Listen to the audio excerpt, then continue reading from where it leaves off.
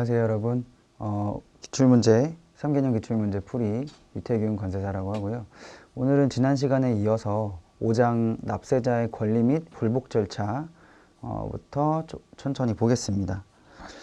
우선 이번에도 마찬가지로 기존 장들과 똑같이 들어가기 전에 잠시 5장에 대한 개괄적인 내용 한번 보고 갈게요.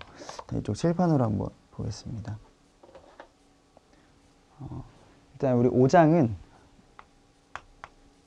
표제가 납세자의 권리 그리고 불복 절차 이렇게 규정이 되어 있는데요.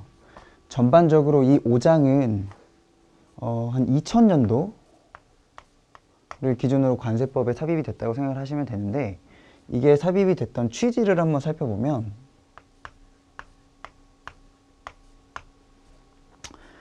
비단 관세법뿐만이 아니라 세법이라는 법은 이제 그 특성상 행정력, 그러니까 특정한 세금을 부과를 하고 징수를 하고 또는 그 세금을 부과하는 과정이라든지 세액을 확정하는 과정, 그런 과정에서 정부, 그러니까 쉽게 말하면 세무서라든지 세관에서 일반 우리 같은 납세 의무자에 비해서 훨씬 큰 권력을 가지고 있는 거예요. 그렇기 때문에 이 납세자의 입장에서는 조금 부당하다거나 위법하다거나 그런 처분을 받더라도 적법하게 내 권리를 보장해 줄 수 있는 그런 내용이 법에 추가가 된 겁니다. 그래서 취지는 결론적으로는 납세 의무자 보호라고 생각을 하시면 돼요. 납세자 보호라고 생각을 하시면 되고, 정말 말 그대로 장이 납세자의 권리와 불복 절차이기 때문에 1절과 2절로 구성이 되어 있어요. 1절은 납세자의 권리고요.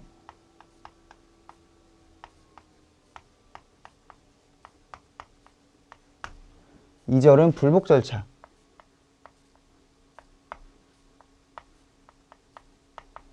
불복 절차인데 심사와 심판이라고 보통 말을 해요. 심사와 심판. 이렇게 보통 이야기를 하는데요. 이 납세자 권리 파트는 법제 110조부터 118조까지 규정이 되어 있고요. 주로 이제 주된 내용은 이제 110조에 있는 납세자 권리 헌장이라는 것이 있어요. 납세자 권리 헌장이 뭐냐면 특정 사유가 발생했을 경우에 이제 당신은 우리가 이러이러한 이유로 당신은 뭐 예를 들면 조사를 들어갈 거예요. 그런데 당신은 이 조사에 대해서 이러이러한 권리를 가지고 있습니다 라는 내용을 쭉 나열을 해둔 서류라고 볼 수 있고요. 기본적으로 세관에서 조사를 할 때는 이 권리 헌장을 납세 의무자에게 교부를 하여야 합니다. 그리고 이 납세 의무자가 권리 헌장을 교부받는 것도 어떻게 보면 하나의 권리라고 생각을 할 수 있는 거죠. 이 납세 의무자가 권리 헌장을 교부받을 권리라는 것이 있고요. 그 다음에 뭐 또 규정되어 있는 권리들이 뭐 조력을 받을 권리라는 것이 있어요.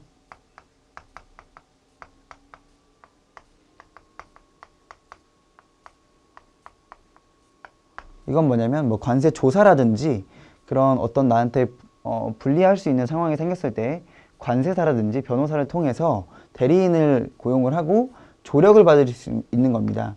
아무래도 내가 관세법에 대한 전문적인 지식이 부족하다면 관세사를 고용을 해서 또는 변호사를 고용을 해서 그거에 대한 조력을 받을 수 있다, 즉 대리를 받을 수 있다라는 내용이라고 생각을 하시면 되고요. 또 대표적으로 뭐 세관 공무원의 조사권을 한정을 하는 게 있어요. 뭐 조사권 남용 금지 이런 내용들이 있고요.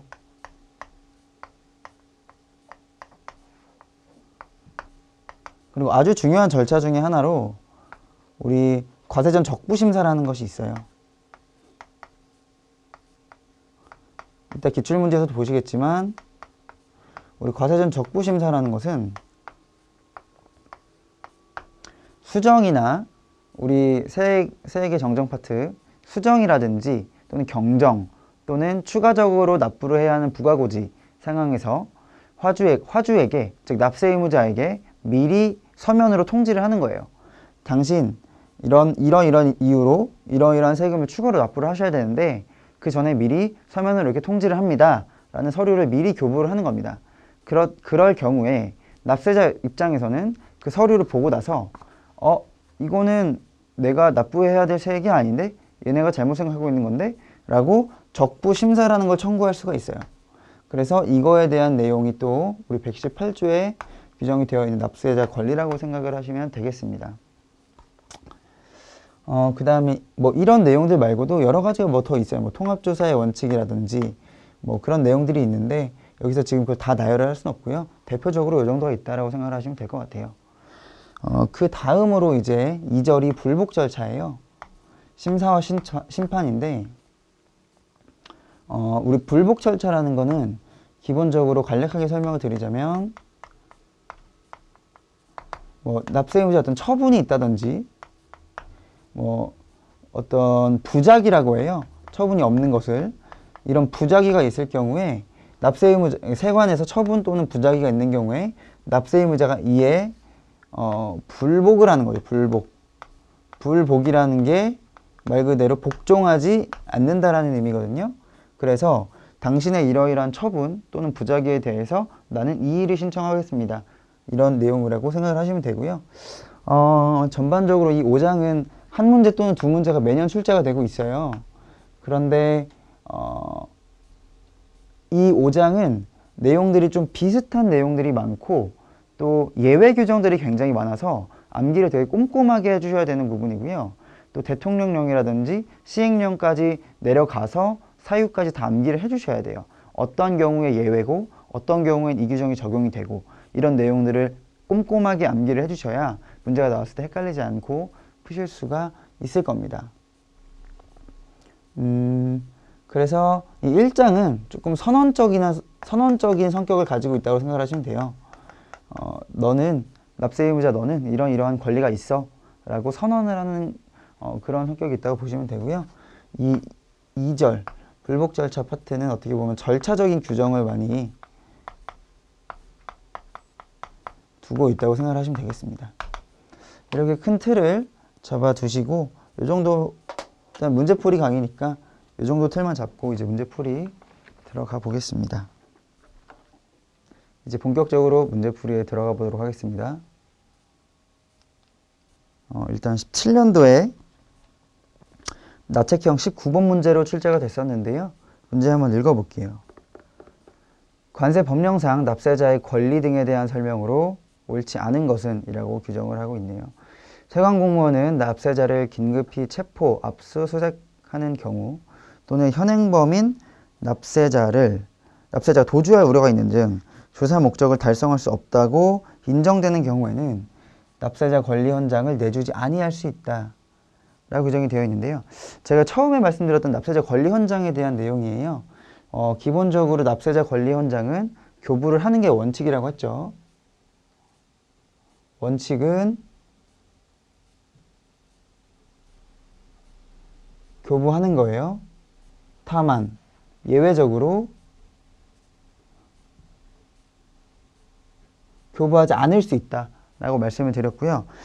이 납세자 권리 현장을 교부하는 사유로는 뭐 범칙 사건을 조사한다든지 또는 관세 조사를 한다든지 또는 보세 판매장에 대한 조사를 한다든지 혹은 뭐 징수권 확보를 위해 압류를 한다든지 이런 내용들이 있는데 전반적으로 납세자의 재산권을 조금 제한하는 경우에 이런 권리 현장을 교부를 한다라고 생각을 하시면 되고요.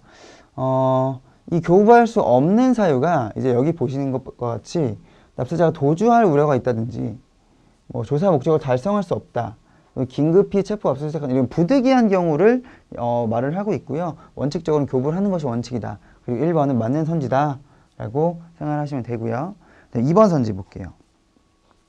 세관공무원은 특정 분야만을 조사할 필요가 있는 등 대통령령으로 정하는 경우를 제외하고 신고 납부세액과 관세법 및 다른 법령에서 정한 수출입 관련 의무 이행 관련하여 통합하여 조사하는 것을 원칙으로 한다. 자, 이걸 보면 이제 법령 제목이 떠올라야 돼요. 이거는 통합조사의 원칙이고요. 맞는 선지라고 할 수 있겠습니다. 이제 통합조사하는 것을 원칙으로 하고 이것도 마찬가지로 예외 규정이 있어요.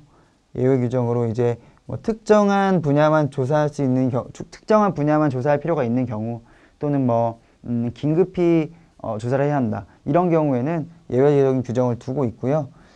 또 맞는 선지라고 볼 수 있겠습니다. 2번 선지. 3번 선지 볼게요. 관세청장이 수출입업자의 신고 내용에 대하여 정기적으로 성실도를 분석한 결과 불성실 혐의가 있다고 인정하는 경우에 세관장은 정기적으로 신고의 적정성을 검증하기 위해 대상을 선정하여 조사할 수 있다 라고 되어 있는데, 이거 관세조사에 대한 선지죠. 관세조사인데 여기서 우리가 문제 포인트를 봐야 될 거는 이 성실도를 분석하는 주체가 누구다? 관세청장이다라는 거 보셔야 되고, 다만 조사의 주체는 누구다? 세관장이다. 그러니까 이 조사의 근거는 관세청장이 제공을 해주는 거고 조사 자체는 세관장이 한다라는 것을 알고 계셔야 돼요. 이거 바꿔서 문제 내는 경우도 종종 있으니까요. 확인을 꼭 해주셔야 되고, 이거 자체는 3번 선지는 맞는 선지라고 생각하시면 됩니다. 우리 관세조사가 종류가 여러 가지가 있었는데 그 중에서 정기조사에 대한 선지라고 보시면 되겠고요. 그 다음에 다음 선지 볼게요. 4번 선지 보겠습니다. 세관공무원이 관세법 제270조에 따른 관세 포탈에 대한 범칙 사건의 조사를 종료한 후 납세자에게 통고 처분이죠. 처분. 오타가 났네요. 통고 처분을 하는 경우에는 그 조사 결과를 서면으로 납세자에게 통지하여야 한다라고 되어 있는데요. 이건 틀린 선지예요. 일단 결론적으로 말씀드리면 틀린 선지인데, 이 범칙 사건의 조사를 통해서 통고 처분을 하는 경우에는 이 조사 결과의 통지가 생략됩니다. 그 이유는 이제 조사 결과를 통지받는 것도 납세자의 권리 중에 하나라고 생각을 할 수가 있는데요. 통고 처분이 갔기 때문에 너는 이만큼의 통고 처분을 받았기 때문에 그거를 조사 결과로 가름할 수 있는 거예요. 즉 조사 결과 세관이 의심 내용이 맞았다라는 거를 통고 처분으로서 회신을 받았다라고 가름하는 거죠. 그렇기 때문에 이 경우에는 통지 생략 대상이 되겠고요. 관련 법령, 근거 법령을 제가 뽑아냈는데 납세 관련 교부 사유에 어느 하나에 해당하는 조사를 종료했을 때에는 서면으로 납세자에게 통지하여야 한다. 자, 이게 뭐죠? 이게 원칙이에요. 이게 원칙인데 제가 맨 처음에 말씀드렸다시피 우리 5장 파트에서는 특히 1절 납세자 권리 파트에서는 예외 규정이 굉장히 많아요. 그래서 원칙은 통지를 하여야 하는 게 원칙이지만 여기도 마찬가지로 예외 규정이 있습니다. 통지 생략 대상이 있어요. 다만 납세자가 폐업한 경우 등 대통령령으로 정하는 경우에는 그러하지 아니하다. 자, 대통령령으로 정하는 경우가 뭘까요? 그걸 제가 이 밑에 한번 뽑아봤어요. 봅시다. 시행령 제141조인데요. 대통령령으로 정하는 경우란 다음 각 호의 어느 하나에 해당하는 경우를 말한다. 통고 처분을 하는 경우, 범칙 사건을 고발하는 경우, 폐업한 경우, 그리고 주소 및 거소 불명한 밖의 사유로 통지하기가 곤란한 경우 이렇게 되어 있는데요. 이거를 한번 이해를 해볼게요. 이 경우에는 왜 통지가 생략될까? 라고 이해를 해보겠습니다. 일단은 납세자가 폐업을 했거나 통지할 수가 없는 경우는 내가 통지를 하고 싶어도 못하는 거예요. 통지가 불가능한 경우입니다. 납세자가 폐업을 했기 때문에 또는 납세자가 주소 및 저소가 곤란하거나 그 밖의 사유로 통지를 할 수가 없어요. 통지라는 게 불가능한 경우이기 때문에 통지가 생략되는 거고요. 이 1번, 2번 사유를 보시면 통고 처분이나 고발은 그 자체로서 이미 납세자에게 통지를 하는 것과 동일한 효과를 갖는다고 생각을 하는 거예요. 즉, 이 조사 결과 너한테 통고 처분을 했다든지 또는 그 납세자를 고발을 했다든지 하는 내용들은 결국에는 그 고발 사실, 그 통고 처분의 사실 자체가 납세자가 인지를 하는 순간 조사 결과가 안 좋았구나 라는 것을 회신을 받은 거나 마찬가지다 라고 판단을 해서 통지를 생략하는 거라고 생각하시면 되겠습니다. 다음 문제 들어가겠습니다. 18년도 11번 문제인데요. 볼게요. 관세법상 이의신청과 심사청구에 대한 내용으로 옳은 것은 우리 2절에서 문제가 나왔네요. 심사청구, 심판청구, 이의신청, 불복 절차에 대한 내용이죠. 봅시다. 1번 이의신청은 처분을 한 것을 안 날, 괄호치고 처분하였다는 통지를 받았을 때에는 처분을 한 날을 말한다. 부터 30일 이내에 제기하여야 한다. 언뜻 보면 맞는 선지예요. 보면은 이의신청은 30일 이내에 제기하여야 한다. 맞죠? 내용이 맞는데 중요한 건 이 괄호 내용이 틀렸어요. 처분하였다는 통지를 받았을 때에는 처분을 한 날을 말한다가 아니라 처분했다는 통지를 받은 날로 바꿔주셔야 맞는 선지가 되겠습니다. 통지를 받은 날 이라고 바꿔주셔야 맞는 선지가 되겠고요.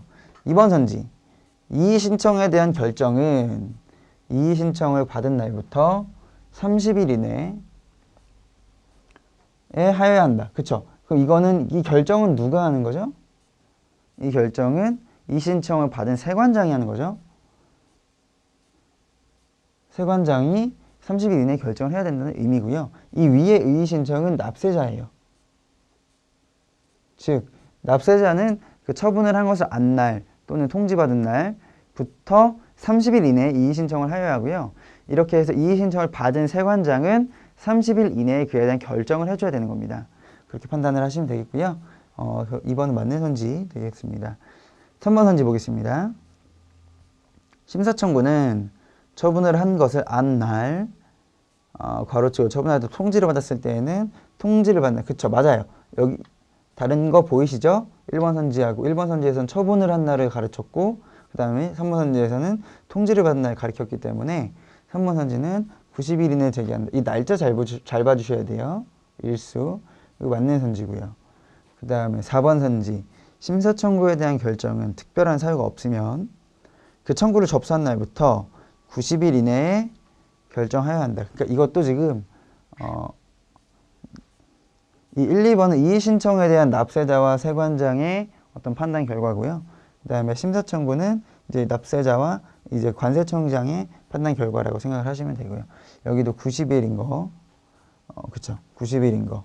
이의신청은 며칠? 30일이고요. 이 심사청구는 90일인 거 알고 넘어가셔야 될 것 같습니다. 관련 법령 한번 볼게요. 심사청구는 해당 처분을 한 것을 안 날부터 90일 이내에 제기하여야 한다. 통지를 받았을 때죠. 통지를 받은 날. 여기서 문제가 나온 거고요. 이게 좀 의아해 하시는 분들도 있을 거예요. 보시면 문제가 답은 2번이죠. 1번이죠. 이의신청에 대한 선지에서 답이 나왔는데 관련 법령 제가 심사청구를 갖다 놨어요.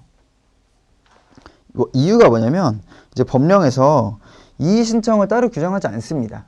즉 이런 어떤 제가 아까 말씀드렸다시피 5장 2절 우리 5장 2절에 심사청구에 또는 심판청구에 대한 내용은 절차적인 부분이 많다고 했어요.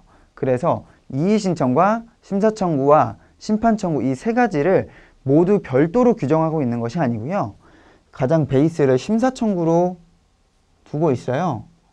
그래서 심사청구에 대한 내용을 쫙 적어놓고 이제 밑에 이의신청이라는 게 있는데 야, 이의신청은 이거를 준용하도록 해. 단 90일을 30일로 본다. 이렇게 규정을 하고 있습니다. 그렇기 때문에 이 원 법령은 심사청구를 가져다 놓을 수밖에 없는 거예요. 그래서 심사청구에 대한 내용이 나왔다는 거 이해해 주시면 되겠고요. 다음 문제 넘어가기 전에 간략하게 우리 불복 절차에 대해서 한번 도식을 한번 그려볼게요. 보시면은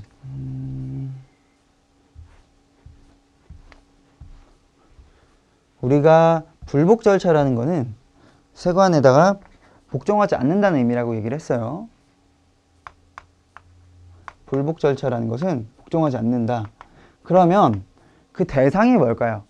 어느 것에, 그러니까 세관이 뭘 했길래 복종하지 않는다는 걸까요? 그래서 불복 절차의 대상을 이해를 하셔야 돼요. 우선 납세 의무자가 있고요. 그 납세 의무자에 대해서 두 가지 경우가 있을 수가 있어요. 세관이 어떤 처분을 했는데 그 처분이 위법할 수가 있고요. 또는 위법하진 않는데 부당할 수가 있어요.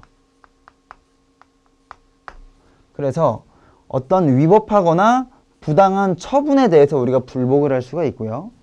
그리고 어떤 처분이 없는 거예요. 즉, 필요한 처분을 받지 못한 것에 불복할 수 있는 거예요. 이걸 우리가 아까 뭐라고 한다고 했죠? 부작위라고 한다 라고 말씀드렸었고요. 그래서 이 위법부당한 처분 또는 부작위에 대해서 우리가 불복을 하는 건데, 자, 이 불복 절차는 기본적으로 이의신청이라는 게 있어요.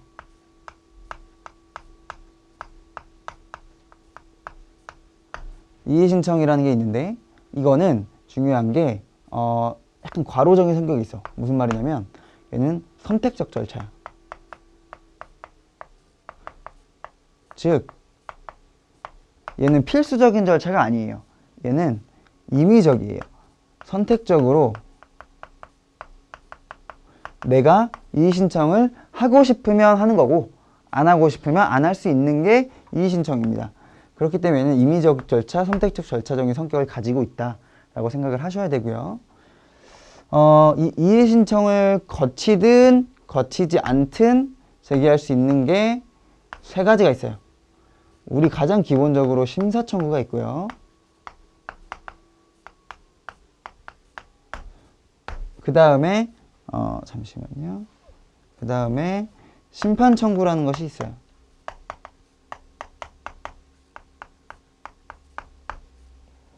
그리고 심판청구는 심판청구인데 감사원법에 기반한 심판청구가 있어요.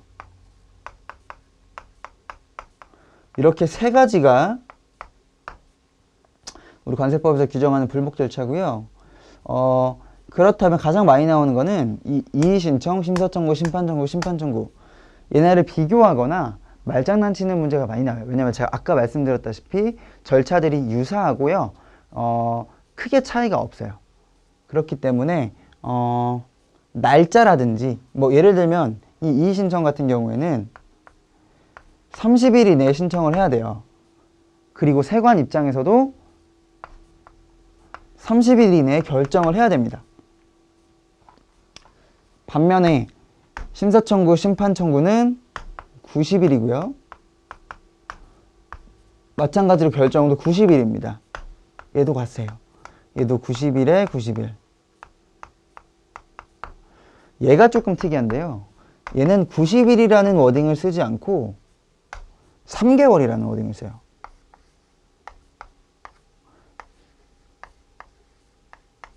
그래서 이 심판 청구에 대해서 90일이다 라고 선지가 나오면 그 선지는 틀린 선지다 라고 인식을 하셔야 되고요.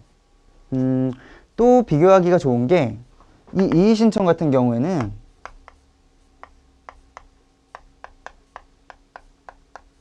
청구 대상이 누구다? 세관장이다.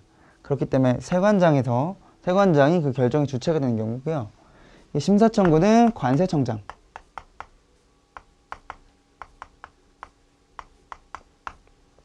심판청구는 조세심판원장. 얘는 감사원법에 따르니까 감사원장.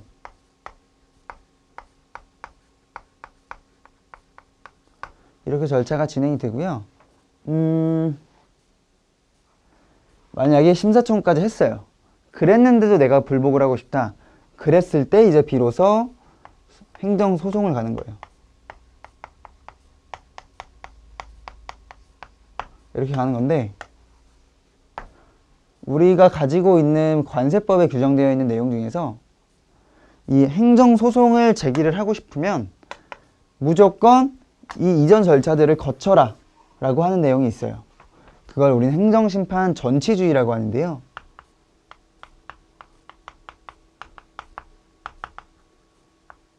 전치주의라고 합니다. 즉, 행정소송을 걸고 싶어도 행정소송을 바로 제기할 수 없고요. 이런 각 개별법에 따른 심사청구, 심판청구, 심판청구, 이의신청 이런 경우를 거친 경우에 한해서 소송을 제기할 수 있는 겁니다. 그걸 우리는 뭐라고 한다고요? 행정심판 전치주의라고 부르고 있습니다. 그리고 또 하나 알아두셔야 될 게 이 대상, 처분의 대상인데 관세법에서 되게 특이하게 규정하고 있는 것 중에 하나가 뭐 처분으로 보지 아니하는 것을 나열을 하고 있어요. 그러니까 실제로는 처분인데 처분으로 보지 않는다 라고 규정을 하고 있으면 무슨 말이겠어요? 처분으로 보지 않기 때문에 불복을 제기할 수 있다 없다? 없다. 따라서 불복을 제기할 수 없는 처분이다 라고 우리가 이해하면 되는데요. 대표적으로 우리 통고 처분을 들 수가 있어요.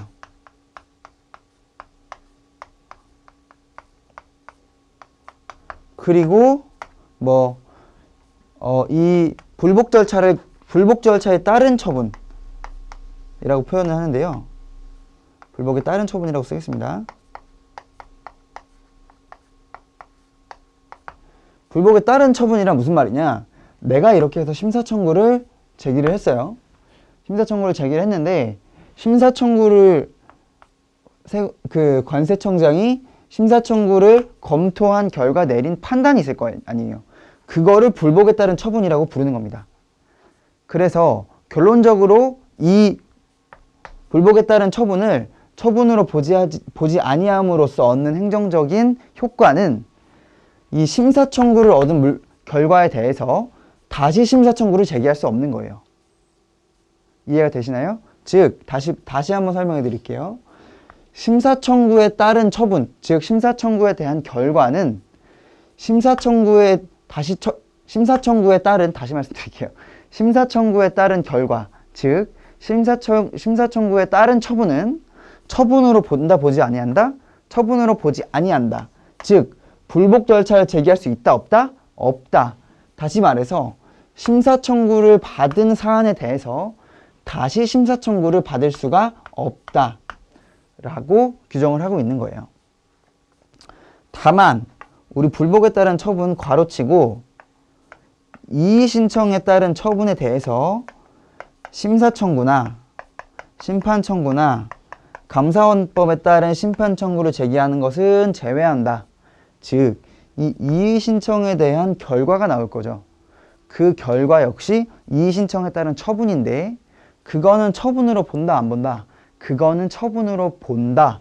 즉 다만 심사청구나 심판청구나 감사원법에 따른 심판청구를 제기하는 경우에 하나여 처분으로 본다 라고 이해를 하시면 되겠습니다. 즉 이의신청하고 나서 심사청구하는 거는 인정을 해주겠다 라고 규정을 하고 있는 부분이고요.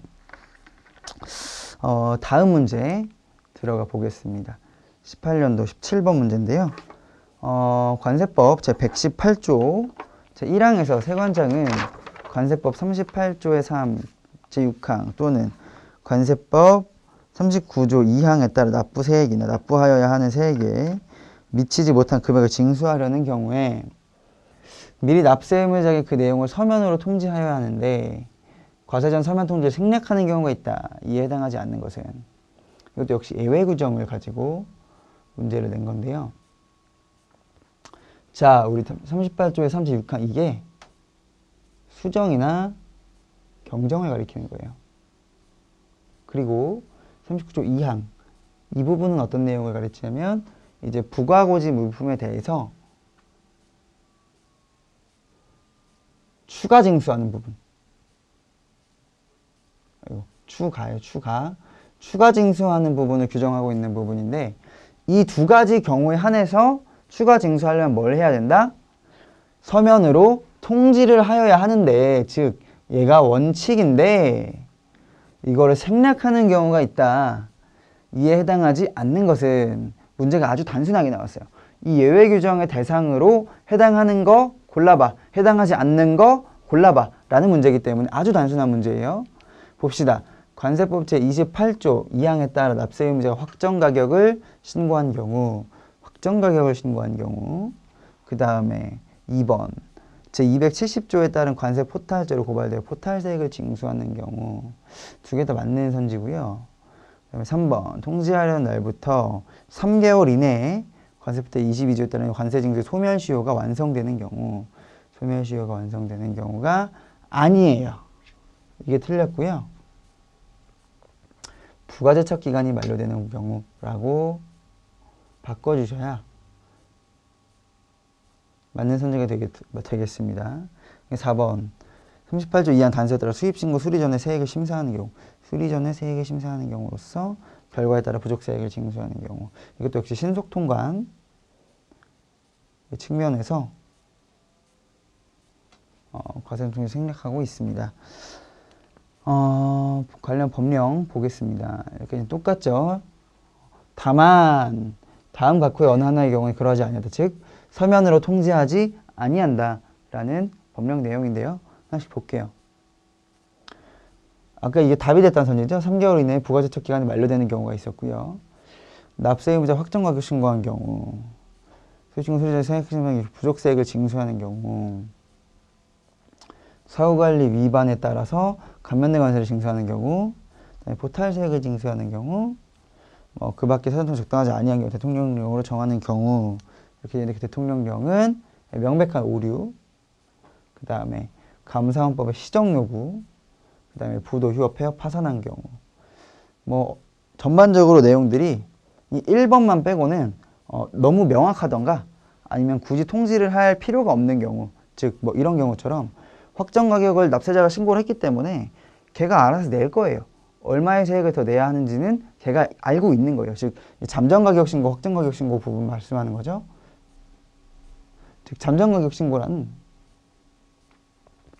아직 수입 신고 당시에 그 세액이 확정이 되지 않아서 추후에 일단 잠정적으로 이만큼을 신고를 하고 그 다음에 추후에 이만큼으로 신고를 확정할게 라는 그런 신고 방식 중에 하나인데요. 이 잠정 가격 신고를 하고 확정 가격 신고를 한 경우에는 그 세액의 차이를 납세자 본인이 알고 있기 때문에 굳이 서면으로 통지할 필요가 없다. 그래서 이거 같은 경우에는 실익이 없는 거죠. 통지에 실익이 없는 거고, 부족세액을 징수하는 경우, 이거는 이제 신속통관의 명목이고요. 밑에도 이제 전부 다 보시면 오류가 명백한 경우 또는 포탈세액을 징수하는 경우, 이거는 그 자체로서 이제 그 통지를 주는 거라고 생각하시면 되고요. 이것도 마찬가지로 별도로 통지가 나갈 거기 때문에 통지할 필요가 없고요. 그런데 얘 같은 경우는 이제 시간이 없는 거예요. 시간이 촉박. 해서 그런 건데, 보시면 여기 문제에서는 소멸시효라고 했어요. 소멸시효. 근데 우리가 가만히 생각해 보면 이 내용을 모르더라도 문제를 좀 맞출 수가 있는 게요. 지금 세액이 처음에 100원이었는데 알고 보니 200원이었어요. 그러면 얼마를 추가로 징수를 해야 되죠? 100원을 추가로 징수를 해야 되는 거예요. 그런데 우리가 서면 통지, 즉 과세 전 서면 통지라는 것은 아직 과세를 하지 않았다는 거죠. 과세 전에 미리 통지를 하는 거지 내가 과세를 하지 않은 거예요. 세관에서는 아직 과세를 하지 않은 겁니다. 그렇기 때문에 소멸시효라는 말이 나올 수가 없어요. 우리 기존에 얘기했지만 소멸시효라는 것은 이미 과세가 됐고 그 부분을 추가적으로 과세를 한 부분에 대해서 납부를 하지 않은 거죠. 납세자가. 그렇기 때문에 체납이 된 경우에 소멸시효가 나올 수 있는 거지 아직 과세도 이루어지지 않았기 때문에 체납이 이루어질 수가 없는 겁니다. 그래서 3번이 정답이 되겠고요. 마지막 문제 보겠습니다. 19년도 나책형 13번 문제인데요. 관세법상 납세자 권리에 대한 설명으로 옳지 않은 것은 이래가 기재가 되어 있는데요. 세관 공무원은 현행범인 납세자가 도주할 우려가 있는 등 조사 목적을 달성할 수 없다고 인정되는 경우에는 납세자 권리 현장을 내주지 아니할 수 있다 라고 되어 있고요. 맞는 선지죠. 제가 아까 처음에 얘기했던 납세자 권리 현장을 주는 게 원칙이죠. 내주는 게 원칙인데 예외적인 경우로 뭐 납세자 도주할 우려가 있다. 그러면 그 납세자 권리 현장을 교부하지 않는다라고 생각하시면 돼요.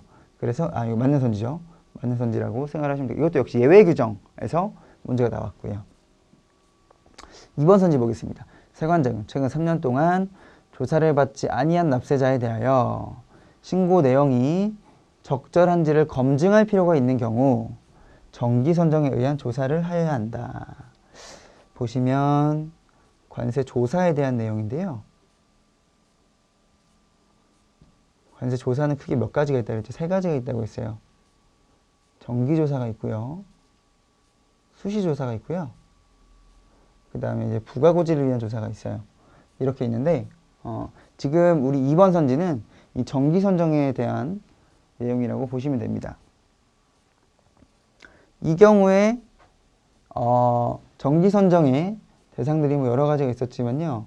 대표적으로 4년 동안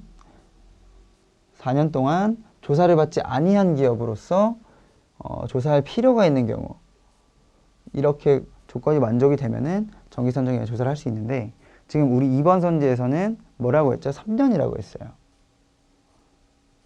이 3년이 아니라 4년으로 고쳐주셔야 맞는 선지가 되겠습니다. 그래서 정답은 2번이 되겠고요. 3번 선지 세관공무원은 관세 포탈 등의 혐의를 인정할 만한 명백한 자료가 있는 경우 해당 사안에 대하여 이미 조사받은 자를 다시 조사할 수 있다 라고 되어 있어요. 이것도 역시 예외 규정에서 나온 건데요. 중복조사 금지 원칙이라는 게 있는데요. 그것도 납세자 권리 중 하나입니다. 이미 조사받은 사안에 대해서 다시 조사받지 아니할 권리가 있어요. 그런데 관세 포탈 등의 혐의를 인정할 만한 명백한 자료가 있는 경우 이 경우에는 중복 조사를 할 수 있다라는 예외 규정에서 선지가 나온 거고요. 또 맞는 선지입니다. 이 규정에서 조심하셔야 될 거는 문제가 나올 수 있는 부분은 이 주어, 세관장이 아니라 세관 공무원이다 라는 점을 꼭 생각을 해주셔야 됩니다. 그 다음에 4번 선지 세관 공무원은 신고 내용에 탈세나 오류의 혐의를 인정할 만한 자료가 있는 경우에는 조사 목적이 필요한 최소한의 범위에서 보관자 등 정당한 권한이 있는 자가 임의로 제출한 장부 등을 납세 동의를 받아 일시 보관할 수 있다. 즉 조사 대상이 되는 자료 등에 대해서 세관에서 보관을 할 수 있다는 규정이고요. 이것도 역시 맞는 선지입니다. 정답은 2번이 되겠는데요. 보시면은 정기선정 대상을 제가 뽑아놨어요. 다음 바코의 어느 하나에 해당하는 경우에는 정기적으로 신고의 적정성을 검증하기 위하여 대상을 선정하여 조사할 수 있다. 보시면 대상 봅시다. 수출업체 신고 내용에 대해 정기적으로 성실도를 분석한 결과 불성실 혐의가 있다고 인정하는 경우 불성실하면 조사해야죠.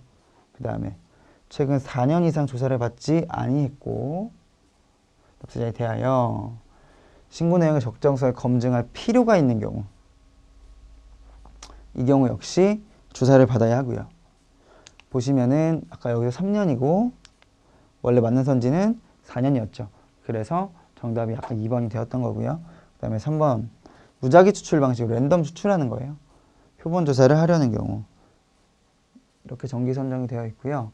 그 다음에 2항이 수시 선정이었고 3항이 부가고지에 따른 조사였습니다. 그 관세 조사도 보통 이제 수험생분들 생각을 하실 때 정기 조사하고 수시 조사만 생각하시는 경우가 많은데요.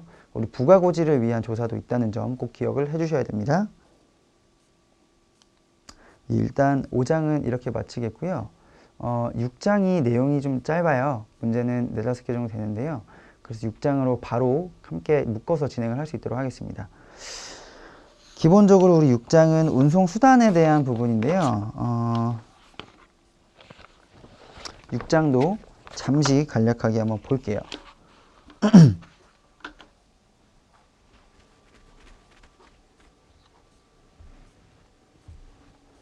우리 6장 운송수단은 정말 운송수단에 대한 규정을 하고 있어요. 운송 절차라든지. 그래서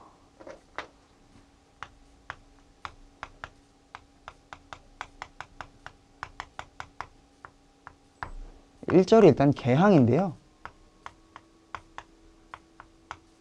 이 개항이라는 것이 무엇이냐 하면 우리 기본 이론 때 다 했겠지만 개항이라는 것은 결론적으로 우리나라에 있는 모든 항구라든지 모든 공항을 외국무역선 또는 외국무역기가 자유롭게 오갈 수 있는 게 아니에요. 개항, 즉 열려있는 항구로 지정을 받은 경우에 한해서 외국무역선이나 외국무역기가 왕래가 가능한 겁니다. 그렇기 때문에 이 개항이라는 거는 결국엔 우리 2절과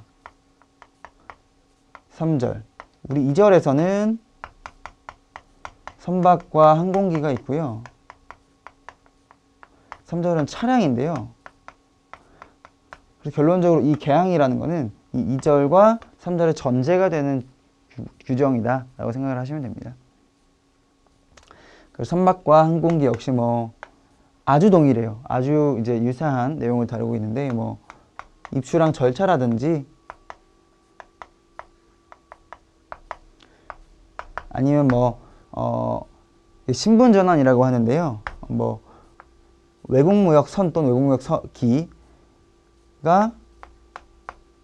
내국 이제 운송 차량으로 또는 내국 운송 수단으로 신분 전환을 하는 그거에 대한 부분들, 그런 규정들이 있고요. 입주랑 절차 관련해서 제출해야 되는 서류들이라든지 이런 부분들을 규정을 하고 있습니다. 그렇기 때문에 크게 어려운 부분은 아닌데요. 이 부분이 규정이 굉장히 적어요. 규정이 적은데 매년 한 문제 또는 두 문제가 출제가 되고요. 문제의 형태가 굉장히 단순합니다. 그렇기 때문에 가성비가 되게 좋아요. 규정이 적고 그리고 문제는 반드시 나오고 문제가 단순해요. 그렇기 때문에 가성비가 좋아서 이 부분을 확실히 공부하셔야 된다라는 말씀을 드리고 문제풀이 들어가겠습니다. 우선 17년도 문제부터 보도록 할게요.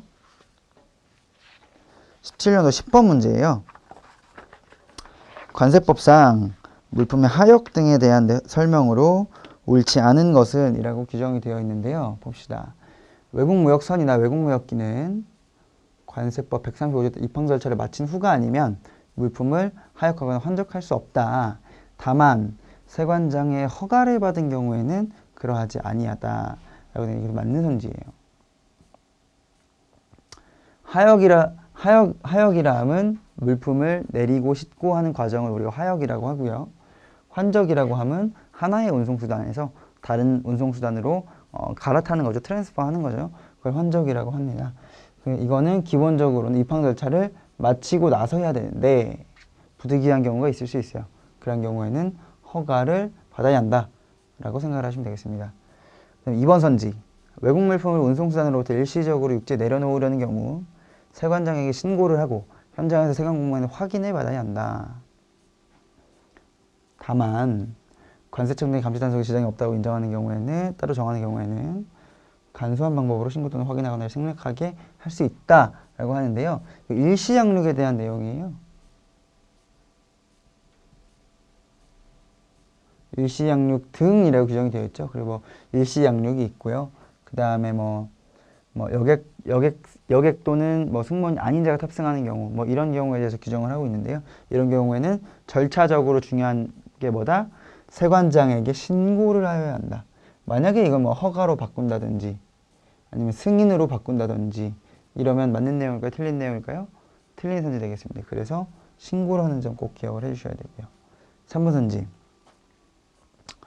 외국무역선이 개항의 바깥에서 물품을 하역하거나 환적하려는 경우에는 개항의 바깥에서 환적한대요. 바깥에서. 그러면 우리 아까 처음에 어떤 거라고 했죠? 개항에서만 오갈 수 있는데 개항을 통해서만 외국무역선이든지 외국무역기가 오갈 수 있는데 개항이 아닌 곳에서 물건을 하역한대요. 그렇게 하려는 경우에는 세관장에게 신고를 해야 된다라고 규정을 하고 있는데요. 항외 하역이라고 해요. 항외 하역. 법률적으로 항. 그러니까 개항이 왜 아닌 지역에서 개항의 바깥에서 하역을 한다라고 하는데 이 경우에는 세관장에게 신고하는 것이 아니라 행정 절차가 세관장에게 허가를 받아야 합니다. 허가를 받아야 합니다. 그렇기 때문에 우리 3번 선지가 틀린 선지로서 정답이 되겠습니다. 4번 선지 볼게요. 관세법 제143조 제1항에 선용품 또는 기용품이 외국으로부터 우리나라에 도착한 외국 물품일 때에는 보세구역으로부터 외국무역선 또는 외국무역기에 적재하는 경우에만 외국 물품을 그대로 적재할 수 있다라고 되어 있는데요.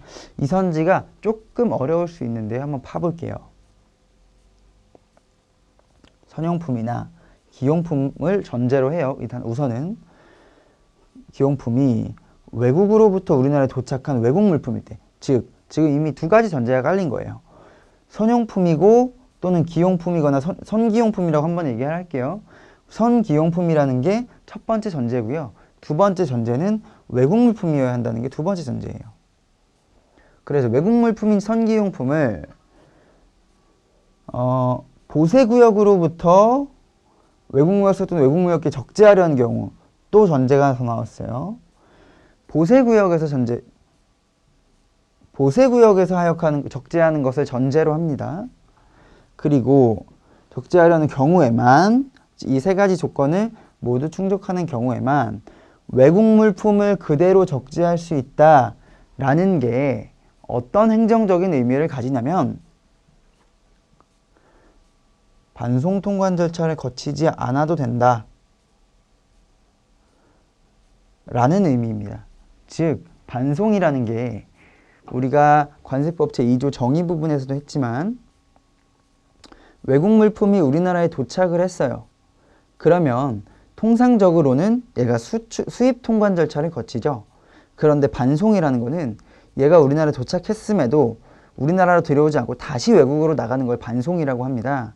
그래서 이 반송 통관 절차를 거치지 아니하는 거죠. 왜냐? 얘는 외국 물품이기 때문에 그대로 나가려면 반송 통관 절차를 거쳐야 됩니다. 하지만 얘가 선기용품이고 그 다음에 얘가 외국 물품이고 그 다음에 보세구역에서 적재되는 경우 이 세 가지 경우에 한해서는 반송 통관 절차를 거치지 않고 그대로 적재한다 라는 규정으로 이해를 해주시면 되겠습니다.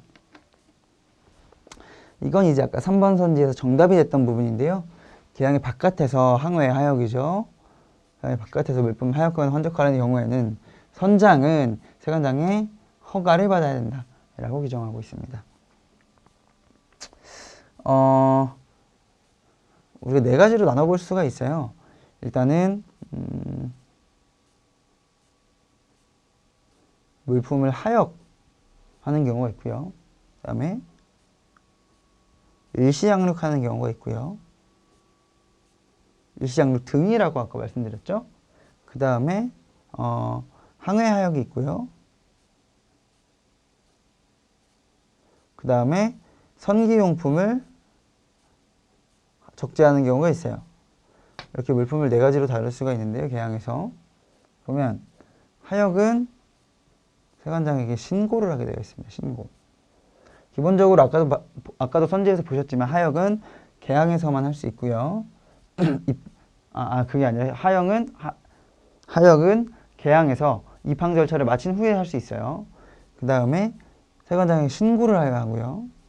그 다음에 일시양육의 경우에는 얘도 마찬가지로 신고를 하고 진행을 할 수 있고요. 항해하역과 선기용품의 적재는 세관장의 허가를 받으셔야 돼요. 그래서 저 같은 경우는 이제 하일, 외, 용 이렇게 외워가지고요.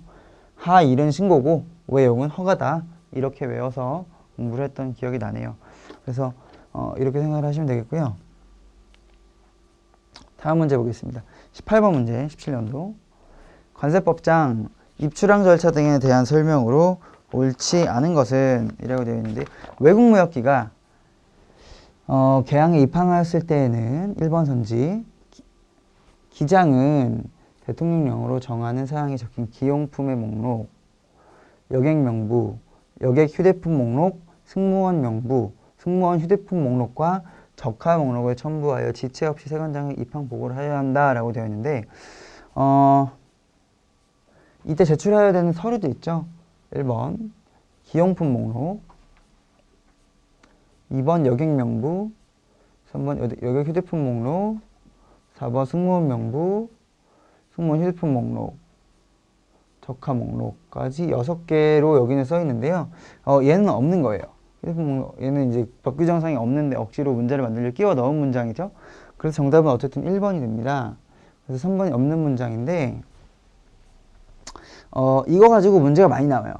여기 이제 기용품의 목록, 성기용품 목록이죠. 성기용품 목록, 그 다음에 여객 명부, 그 다음에 승무원 명부, 승무원 휴대폰 목록, 적하 목록 이렇게 5가지가 맞는 겁니다. 그래서 일단 사람에 대한 서류가 2가지가 있고요. 화물에 대한 서류가 3가지가 있어요. 이 사람에 대한 서류가 2가지가 여객 명부하고 승무원 명부였고요. 그다음에 화물에 대한 서류 3가지가 적하 목록, 그 다음에 선 기용품 목록, 그 다음에 승무원 휴대폰 목록 이렇게 진행이 되는데요. 여객 휴대폰 목록이 없다는 것은 주의를 해주셔야 되는 부분입니다. 여기도 그걸로 문제를 냈던 부분이고요. 이렇게 5가지 서류를 알고 계셔야 돼요. 객관식 문제에서 변형해서 나오기가 좋은 부분이기 때문에 생각을 해주셔야 되고요.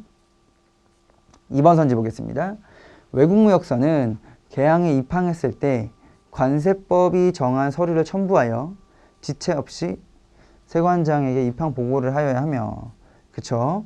선박국적증서 최종 출발항의 출항 면장에 이를 가름한 서류를 제시해야 된다. 맞는 선인데요. 입항 보고라는 점, 입항 신고 뭐 이런 워딩이 나오면 다 틀린 거예요. 입항 보고라는 워딩을 딱 기억을 해주셔야 되고요. 그다음 3번 외국무역선이나 외국무역기가 개항을 출항하려면 선장에 대해 출항하기 전에 세관장에게 출항 허가를 받아야 된다. 이것도 맞습니다. 출항 허가를 받아야 되고요. 그 다음에 4번 외국무역선이나 외국무역기가 개항이 아닌 지역에 출입하려는 경우 대통령으로 정하는 바에 따라 허가를 받아야 한다. 그렇죠. 개항이 제가 원칙적으로 말씀드렸죠. 원칙적으로는 개항을 통해서만 다닐 수 있는데 허가를 받는 경우에는 개항이 아니더라도 출입을 할 수 있다라는 내용이고요. 이런 경우에는 허가 수수료라는 게 또 있어서 돈을 또 내야 돼요.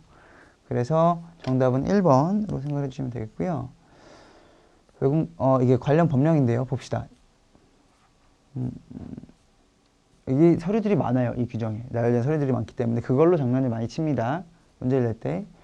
보시면 1번 선기용품의 목록을 내셔야 되고, 두 번째는 여객 명부 내야 되고, 승무원 명부 내야 되고, 승무원 휴대폰 목록을 내야 되고요. 그 다음에 마지막으로 적하 목록을 내야 돼요. 이렇게 되는데 원칙적으로는 이렇게 5가지를 모두 내야 하는 게 맞습니다. 다만 세관장이 감시 단속에 지장이 없다고 인정될 때에는 선기용품 목록이나 승무원 휴대폰 목록의 첨부를 생략하게 할 수 있다. 즉 보시면 아까 우리가 사람에 대한 서류가 2개라 그랬어요. 승무원 명부와 여객 명부가 있었죠. 그 다음에 물품에 대한 서류가 3개라 그랬어요. 3개가 적하 목록이 있고요. 승무원 휴대폰 목록이 있고요. 선기용품 목록이 있었다고 했어요. 근데 여기서 제출을 생략하게 할 수 있는 대상은 누구다? 이 물품 3가지 중에서 승무원 명부와 승무원 휴대폰 목록과 선기용품 목록 이 2가지는 생략이 가능하다. 단 적하 목록은 생략이 된다 안 된다? 안 된다 라는 점을 짚고 넘어가 주셔야 됩니다. 그 다음 문제 보겠습니다. 가책형 7번 문제인데요. 관세법상 운송수단에 대한 설명으로 옳지 않은 것은, 여기가 좀 문제가 길어가지고요. 제가 3번, 4번 선지는 다음 페이지에 별도로 규정을 해놨어요. 보겠습니다. 관세법상 운송수단에 대한 설명으로 옳지 않은 것은 이라고 보시면 되는데요. 외국무역선이나 외국무역기는 개항에 한정하여 운항할 수 있다. 다만 대통령령으로 정하는 바에 따라 개항이 아닌 지역에 대한 출입에 허가를 받은 경우 그러하지 아니하다. 방금 봤던 거죠. 맞는 선지고요. 2번 선지. 세관장의 신속한 입학 및 통관 절차의 이용과 효율적인 감시. 일단 이렇게 선지가 너무 길다 보니까 조금 수험생들이 문제를 딱 보실 때 주눅이 들 수 있겠다라는 생각이 조금 들긴 했습니다, 저도. 사실 좀 무성의해요, 이게 문제가. 제가 관련 법령을 찾아보면서 느낀 게 사실 이런 부분 있죠. 뭐 이런 부분, 숫자 부분이라든지 아니면은 뭐 이런 부분들, 이런 것들은 이제 문제를 만드시고 출제를 하실 때 잘라내 주실 수 있는 부분들이에요. 그리고 실제로도 이런 부분들은 많이 이렇게 지워서 말을 좀 편하게 바꿔서 배려를 해줘서 문제를 내시는데, 이 문제는 지금 너무 이렇게 법령을 그대로 복사해서 낸 거라 가지고 길어질 수밖에 없어요, 문제가. 보면 또 시험지 이렇게 이만큼이나 차지해요, 또 A4로 뽑아도. 어쨌든 보겠습니다. 신속한 입학 및 통관 절차의 이행과 효율적인 감시 단속을 위해 필요할 때에는 관세청장이 정하는 바에 따라 입항하는 해당 선박 항공기에 소속된 선박회사 또는 항공사가로 하여금 여객용고 적합물을 입항하기 전에 제출하게 할 수 있다. 입항 전 제출 규정인데요. 아까 제가 방금 전 문제에서 해설했던 5가지 서류들에 대해서 입항하기 전에 제출을 할 수 있다는 별도의 규정입니다. 원래는 제출을 해야 되는데 원래 입항을 보고를 하면서 제출해야 되지만 입항하기 전에 제출할 수 있다. 언제? 신속한 통관이 필요할 때. 이런 내용인데요. 봅시다. 다만 이후에 봅시다. 다만 이후에 222조 1항에 따라 화물 운송 주선업자로서 타격성품 운송업자는 제외한다. 이 항에서 대통령령으로 정한 요건을 갖춘 자가 작성한 적하 목록은 적하 목록만이 대상이 된다는 점 주의를 하셔야 되고, 관세청에 정합할 때 해당 화물 운송업자로 하여금 제출하게 할 수 있다. 즉, 이 다만 규정을 전후로 뭐가 바뀌는지를 봐야 돼요, 우리는. 다만 규정 전에 서류를 제출하는 주체가 누군지 봅시다. 다만 규정 전에는 선박회사 또는 항공사가 얘네가 주체가 되는 거예요. 얘네가 주체가 돼서 서류를 제출하는 겁니다. 하지만 이 다만 규정에선 선사항공사가 아니라 누가 낸다? 화물 운송 주선업자가 서류를 제출한다 라고 생각을 하시면 되는데, 이 괄호 규정을 또 봐주셔야 돼요.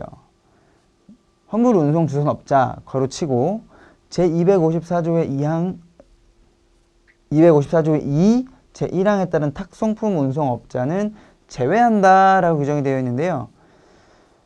이게 실제로는 탁송품 운송업자로 한정한다예요.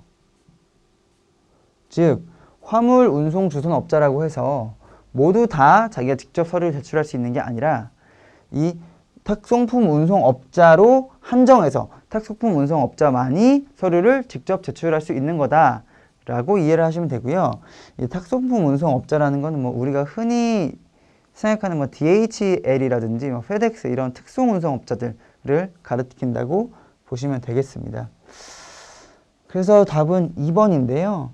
답 찾기가 쉽지 않았을 것 같아요. 이 내용을 알고 모르고를 떠나서 선지가 너무 길어가지고 답 찾기가 수월하지 않았을 수도 있겠다라는 생각이 들었습니다.